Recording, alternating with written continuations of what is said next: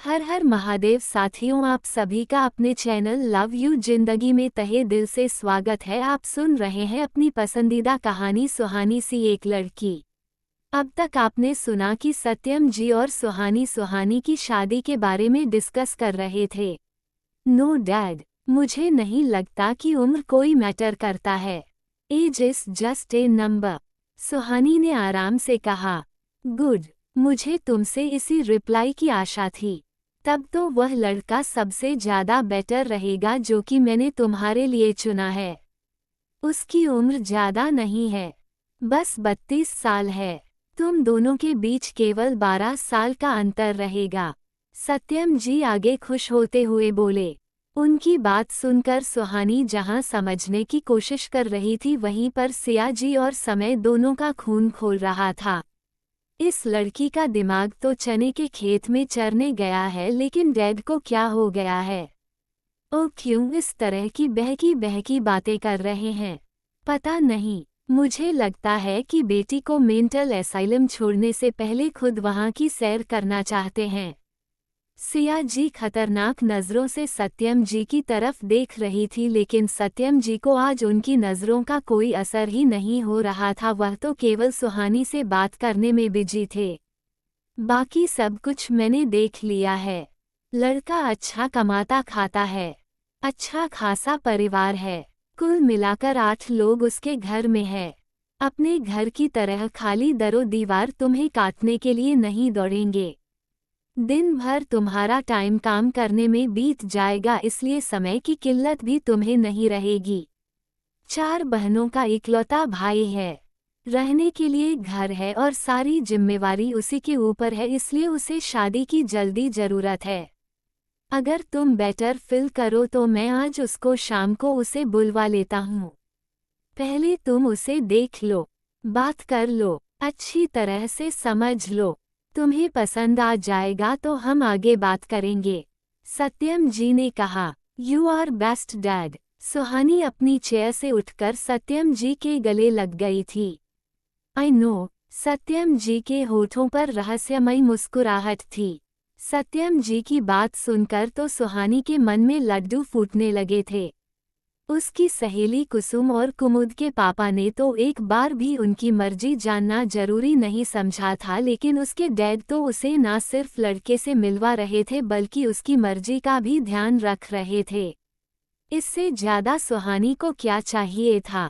उसने आंखों में जीत की चमक लिए हुए समय की तरफ देखा, जो कि मुंह बनाते हुए सुहानी की अकल पर मातम मना रहा था। पर समय का बुझा हुआ चेहरा सुहानी के दिल के अंदर तक इत्मीनान भर गया था। हरारत और कमजोरी के बावजूद भी सुहानी का मन तो वहीं पर नाचने का हो रहा था, लेकिन किसी तरह से अपनी खुशी को दबाते हुए उसने हाँ में सर हिला दिया, क्योंकि इधर सत्यम जी अगला सवाल लेकर हाजिर थे। तब बेटा आज शाम को हम बुला ले, आप जैसा ठीक समझें, सुहानी ने बिल्कुल एक शरीफ बेटी की तरह कहा, जो कि माँ बाप के फैसलों के आगे सर झुकाती हैं। जबकि यहाँ पर कंडीशन दूसरी थी। यहाँ पिता ने सुहानी के जिद के आगे घुटने टेक दिए थे। माँ तो अभी भी खतरनाक तेवरों के साथ अपने पति की तरफ देख रही थी, लेकिन सुहानी को उसकी चिंता नहीं थी और सत्यम जी के दिमाग में क्या चल रहा था ये किसी को पता नहीं था। भगवान जाने सत्यम जी ने सुहानी की जिद के आगे अपने घुटने टेके थे या फिर सुहानी की जिद को हमेशा के लिए तोड़ने वाले थे, उसकी अक्ल को ठिकाने लगाने वाले थे। आगे क्या होना था, क्या होना नहीं था, ये सुहानी समेत किसी को पता नहीं था, लेकिन शादी की बात सुनकर सुहानी बहुत खुश थी। सत्यम जी ने भी हाँ में सर हिला दिया। तो फिर ठीक है सिया जी, आज आप जरा एनजीओ से पहले आ जाएगा, या ऐसा करिए कि आज एनजीओ जाए ही मत। सुहानी को तैयार होने में और आज शाम के नाश्ते का इंतजाम कीजिए। मैं उसे ऑफिस से अपने साथ लेकर आऊँगा और बाकी चाय नाश्ते का इंतजाम आप देख लीजिएगा और सुहानी को भी साथ लगा दीजिएगा। कम से कम इसके हाथों की चाय तो होनी ही चाहिए और वहाँ जाकर सारे काम करने पड़ेंगे। इसलिए धीरे धीरे सुहानी को किचन के काम में लगाया कीजिए। आखिर कब तक हम अपनी जिम्मेवारी उठाते रहेंगे? जितनी जल्दी हो सके। मैं सुहानी की शादी करके अपनी ड्यूटी से फ्री होना चाहता हूँ। सत्यम जी ने पराठे का टुकड़ा तोड़ते हुए कहा। आपको तो मैं सारी जिम्मेदारी से ही फ्री कर दूंगी, लेकिन पहले मुझे ये तो पता चले कि आपके दिमाग में चल क्या रहा है।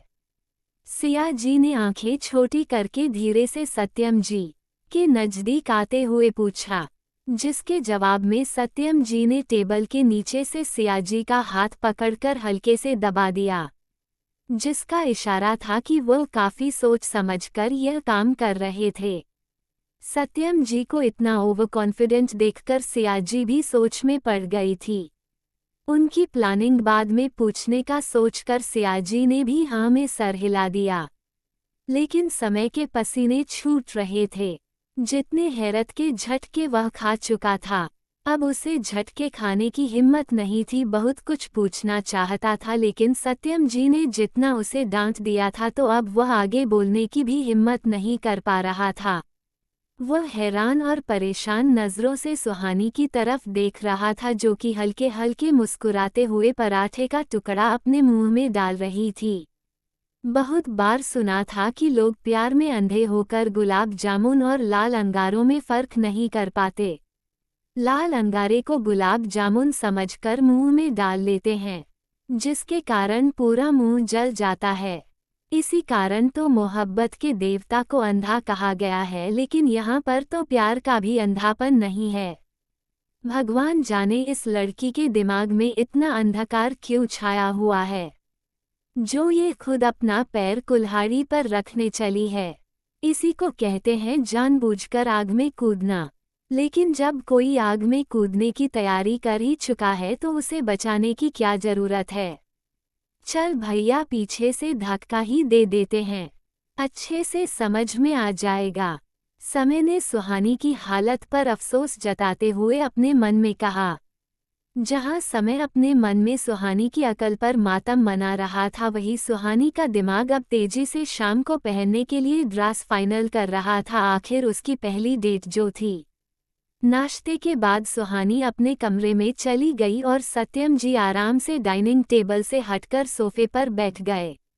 उनके चेहरे पर एक गजब इत्मीनान फैला हुआ था, जैसे कि उन्हें कोई प्रॉब्लम, कोई टेंशन ही नहीं है। इन दोनों लोगों को इस तरह से निश्चिंत देखकर सिया जी का दिमाग घूम गया था। वही समय हैरान परेशान सिया जी की तरफ देख रहा था। सिया जी ने उसे रुकने का इशारा किया और खुद अपने सवालों के जवाब के लिए सत्यम जी के पास चलती हुई आई। सिया जी आकर सत्यम जी के सामने खड़ी हो गई और सत्यम जी ने एक नज़र उसको देखा और फिर आराम से सोफे पर लेट गए। आखिर आपके दिमाग में चल क्या रहा है? सिया जी से जब रहा नहीं गया तो उन्होंने सत्यम जी से पूछ लिया। जवाब में सत्यम जी मुस्कुरा दिए। इस तरह से मुस्कुराकर आप कल मेरा ब्लड प्रेशर बढ़ा रहे हैं। मुझे समझ में नहीं आ रहा है कि आपने आखिर सुहानी की ये जिद क्यों मानी है। उद्धरण चिन्ह। गुस्सा कम किया कीजिए सिया। गुस्से से चीजें संभालती नहीं बल्कि और ज्यादा बिगड़ जाती है। बस आप आराम से तमाशा देखते जाइए। आपने ही कहा था ना कि सुहानी को मैंने बिगाड़ा है, तो अब सुहानी को रास्ते पर लाने की जिम्मेवारी भी मेरी है। बस आप मेरा साथ देते जाइए। सत्यम जी ने सिया जी का हाथ अपने हाथों में लेते हुए कहा। मुझे तो आपका साथ पूरी जिंदगी देना है, पर ये लड़की किसी तरह से रास्ते पर आ जाए। सिया जी ने सुहानी के कमरे तरफ देखते हुए आशा के साथ कहा। बिल्कुल रास्ते पर आ जाएगी, उसकी चिंता तो आप बिल्कुल ही छोड़ दीजिए। चिंता करनी है तो केवल अपनी चिंता कीजिए, खुद स्वस्थ रहिए। इसके साथ में आपको मेरा साथ सिर्फ इस जन्म में नहीं, सातों जन्म में देना होगा। सत्यम जी ने सिया जी को अपने नज़दीक करते हुए कहा। सिया जी ने अपनी आंखें छोटी करते हुए सत्यम जी की तरफ देखा। वो समझ गई थी कि सत्यम जी के दिमाग में कुछ बड़ी प्लानिंग चल रही है, लेकिन वो बताना नहीं चाहते। संभल जाइए और चुपचाप उठकर ऑफिस के लिए तैयार हो जाए। यहाँ बेटी की शादी की तैयारियां हो रही है और बाप का रोमांस कम नहीं हो रहा है। सिया जी ने सत्यम जी को हल्के से धक्का देते हुए कहा, अरे प्यार करने की कोई उम्र थोड़ी होती है। लोग हमारी उम्र में शादी करते हैं और फिर से एक नई जिंदगी की शुरुआत करते हैं। हमारी उम्र कौन सी ज्यादा हो गई है? सुना नहीं आपने सुहानी ने क्या कहा? लोग 60 साल की उम्र में भी शादी करते हैं। मैं तो सोच रहा हूँ कि जितनी जल्दी हो सके सुहानी की शादी करके फ्री हो जाता हूँ और उसके बाद फिर सेकंड हनीमून प्लान करता हूँ। सत्यम जी को सुहानी की सोच पर हंसी आ रही थी। हाँ, आप अपने सेकंड हनीमून की तैयारी कीजिए। इधर मैं आपकी बेटी की तैयारियों में उसकी मदद करती हूँ। जरा देखूं तो क्या अपनी ड्रेस फाइनल कर रही है पहनने के लिए। सिया जी वहां से भागने का प्लान कर रही थी। अरे बेटी की छोड़िए, आज हमें अपनी वो सिया चाहिए जिसे हमने अपनी शादी से पहले देखा था। कहते हुए सत्यम मुझे खुलकर हंस पड़े। आज कई दिनों के बाद सत्यम जी इस तरह से खुलकर हंसे थे और उनकी हंसी को देखकर सिया जी के दिल में भी इत्मीनान उतर गया था कि जरूर सत्यम जी ने कुछ अच्छा ही सोच रखा होगा। लेकिन इतना अच्छा सोच रखा था वो उन्होंने सपने में भी नहीं सोचा था जब उन्होंने शाम के समय में लड़के को देखा। सत्यम ये समय को इशारे से अपने पास बुलाया। आज ऑफिस से तुम जरा जल्दी चले आना। अगर तुम नहीं रहोगे तो सुहानी को लो फील होगा। उसके अलावा तुम्हारे झगड़े से ही उसका दिमाग कुछ ज्यादा ही दौड़ता है। रिया को भी साथ में लेते आना, मैंने रिया से बात कर ली है। सत्यम जी ने कुछ जताने वाले अंदाज में समय से कहा। पर डैड आप सोच क्या रहे हैं? समय अभी तक कुछ नहीं समझा था। घबराओ मत, है एक सरप्राइज। शाम तक का इंतजार करो। इस बार सुहानी शादी के लिए तौबा ही कर लेगी। सत्यम जी के चेहरे पर मुस्कुराहट फैली थी। उसको देखकर साफ पता चल रहा था कि वह अपनी जीत के प्रति आश्वस्त थे, लेकिन शायद उनको भी नहीं पता था यह उनकी ही बेटी है। हर सुबह से शाम हो गई थी। सिया जी आज घर पर ही थी तो उन्होंने सत्यम जी के कहने के अनुसार थोड़ी बहुत तैयारी की और छुट्टी का फायदा उठाते हुए पूरे घर की अच्छी खासी सफाई करवा दी। और इन्हीं सब कामों में शाम के 5 बजे बज गए थे। सिया जी जब सुहानी के कमरे में आई तो सुहानी ने पूरे कमरे में रंग बिरंग के ड्रेस फैला रखे थे। अभी तक वह डिसाइड नहीं कर पाई थी कि उसे क्या पहनना है। सिया जी ने अफसोस से सर हिला दिया। ये तो सच में दुल्हन बनने की तैयारी करके बैठी है, लेकिन मेरा सर घूम रहा है। अब इस बाजार को साफ करने में भी 2 घंटे का टाइम लगेगा। मम्मी बताओ ना मुझे क्या पहनना होगा?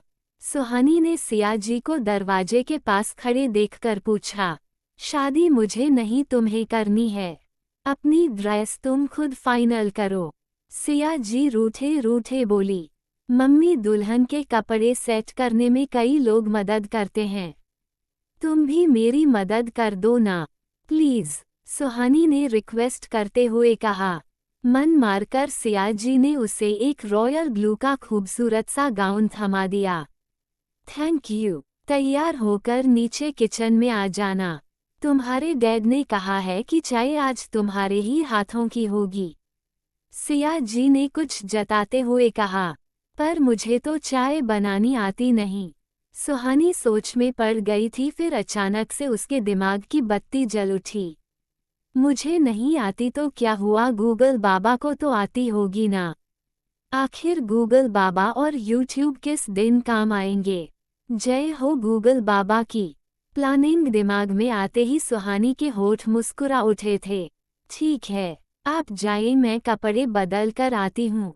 सुहानी ग्राउंड लेकर वॉशरूम में तैयार होने के लिए चली गई। तैयार होकर सुहानी ने एक पूरी नज़र अपने हुलिये पर डाली। इसमें कोई शक नहीं था कि सुहानी एक खूबसूरत लड़की नहीं थी, बस चीजें उसे देर से समझ में आती थी। और यह चीज भी केवल समय को लगती थी। बाकी सुहानी को अपने दिमाग पर पूरा भरोसा था। तैयार होने के बाद वह सच में आज बहुत खूबसूरत लग रही थी। नीचे जाने से पहले जब उसने अपना फ़ोन उठाया तो उसे याद आया कि उसे चाय की रेसिपी भी याद करनी है।